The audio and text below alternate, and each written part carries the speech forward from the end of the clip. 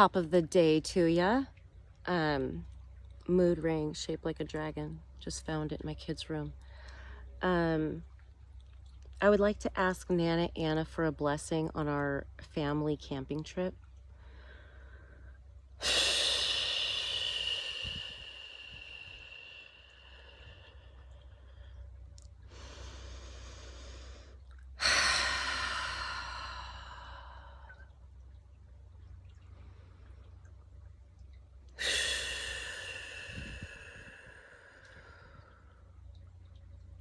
Dear Kelly, thank you for coming to me for guidance on creating an environment of safety for your family to have this rest and relaxation, recreation time together. That's a very good idea, to pray over your vacation. You want to be praying over everything all day long. You want to pray over your food, you want to pray over your sleep, and you want to pray over your day. And then you want to pray over anything that you think of. Someone got sick, you got a trip coming up, there's a big change in your life, whatever. Okay? But this isn't how you were taught to be religious. You were taught Sunday, it's Sunday, that's the day. And then the rest of the week, no one's really paying attention or something. You're MTV for the rest of the week.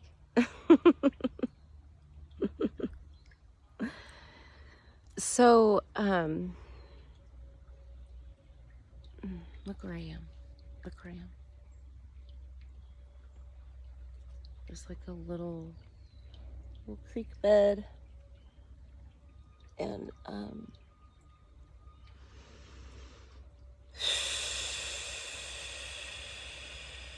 now I need this frequency as normal. The frequency of this water and these rocks and these plants. It's my new normal. So,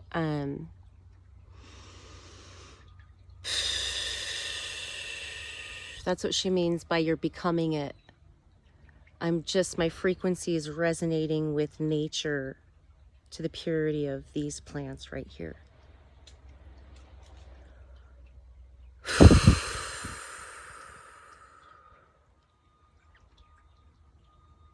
So we want you to undo yourself during this camping time with your family.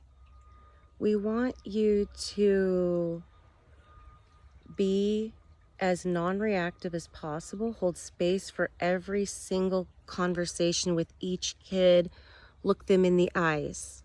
Ask us throughout the day to give you ideas about how to make this family time sacred, because you don't have them together this often like this all together, and hopefully you can get Malik to come. But you want to make the most of this time where we're unplugged as much as possible. And so far you've been guided about how to plan the vacation, something entertaining but safe, involving the right weather with the right activity. And now you're asking your guides to just bless it. Just help me prepare so that everything goes smoothly, so that I can do the work now and rest later. I want this to really be great. And that's what we're here to help guide you through, Kelly, is a stitch in time saves 9. How does that resonate with you? A stitch in time saves 9. Does that intimidate you? Kelly was at a place in her life where she heard that and she's like, oh gosh, that's a lot of planning ahead, and that's a lot of discipline that I'd have to be to like think ahead enough to like save time to do stuff. But then she's been on the other end of like scrambling at the last minute, knowing it could have been way better if she just prepared a little bit. So she's been on both ends.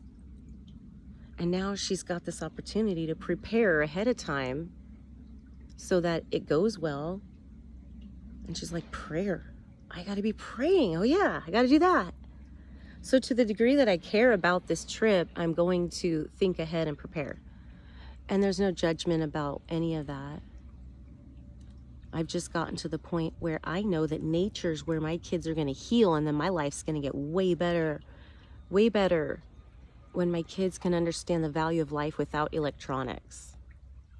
Because they're just like, me too. And I know they feel that way because I feel that way. I'm like, oh, I need my phone. I need it.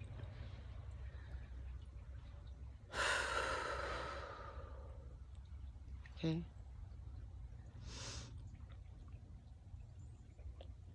But that need for that phone is representative of the ego needing its own existence to exist, because there's something to panic about.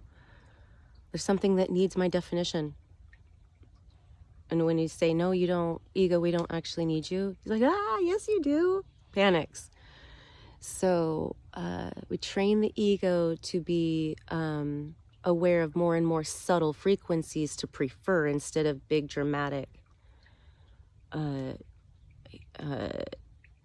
enjoying drugs or having a dramatic relationship. Instead you're like, I enjoy tea and I enjoy conversation.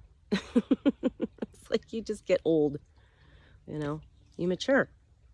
So as humans mature, they're going to vibrate at a frequency of peace, because they're like, oh, that person always gets in a fight with me. I think I'm not going to answer the phone. I'm going to wait. And I have to have a really strong frequency to answer the phone and not get in a fight with that person. So I'm not ready for that. My frequency is not strong enough. I need to protect my frequency while I build strength by myself, the way I know how. When no one else is talking to me, I know exactly what to do. And then they come up to me again and I'm like, oh, I know who I am now. And I know our dynamic, and I know where I stand now with you. And I'm going to politely communicate with you where I stand now. Okay. I might listen, but I might interrupt you and say, I'm done. I got to go. And it's okay, whatever it is. There's no judgment. Okay. You don't have to be polite to everybody. They didn't earn your commitment. You only need to be polite to the people who have earned your respect and deserve it. Other people, you don't have to talk to them. You don't have to make eye contact with them. You don't have to answer their phone calls. You direct your energy to your places that bring you power, not places that drain you with drama. Okay. No.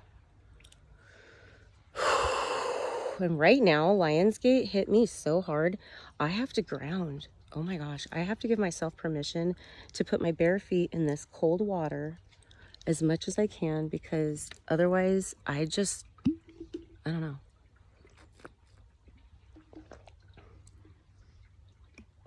I'm a very cognitive person, but this is a sensory somatic thing.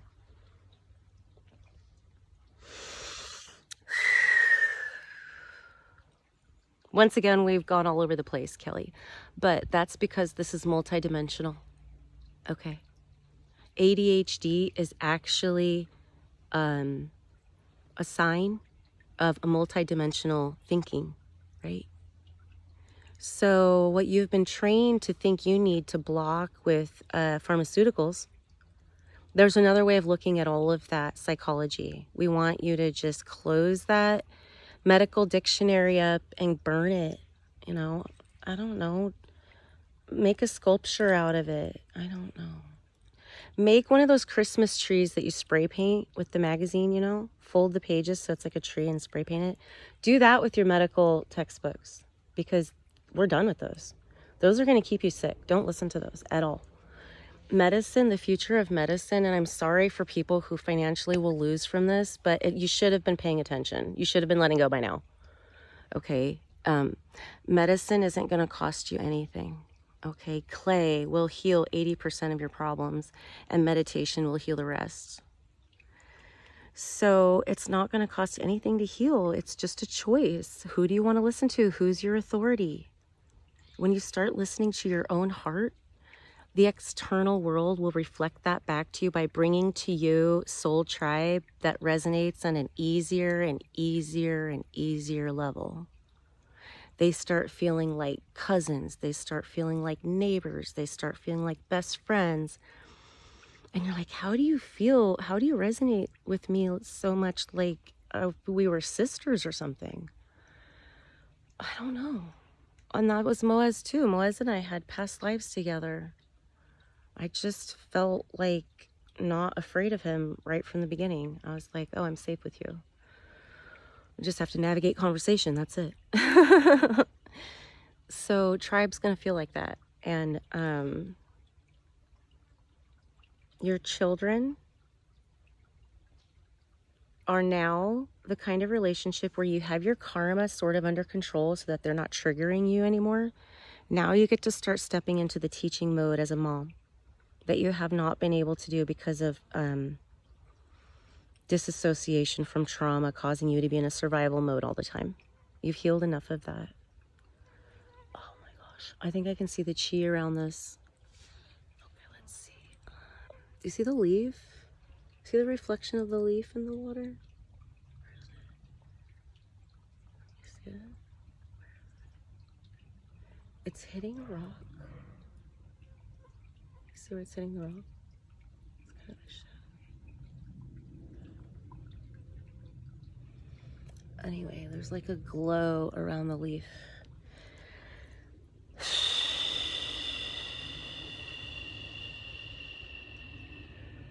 Okay, rule number 1, no stress. Okay, the rest is just, Kelly, focus on observing your kids and like receiving their wisdom, letting them lead, letting them direct the conversation, letting them solve the problems, letting them make decisions about the budget and the food and the packing as much as you can. They don't have to do it all. They don't have to take over. You just like ask them what they think until they're like, oh wait, I know this, and that reminds me, you know, so that they can take control of something when you don't even want to make these decisions. Like, I'm done making decision fatigue, man. Let the kids take over. Delegate to them what you can, in a posture of you're just balancing where you are and you're seeing the help that's showing up, and you're like, yes, I receive your help by delegating this to you. See how much of that you can do while you go swimming. Okay, now the skeeters are here. Skeeters. Hey guys. Much love. Namaste.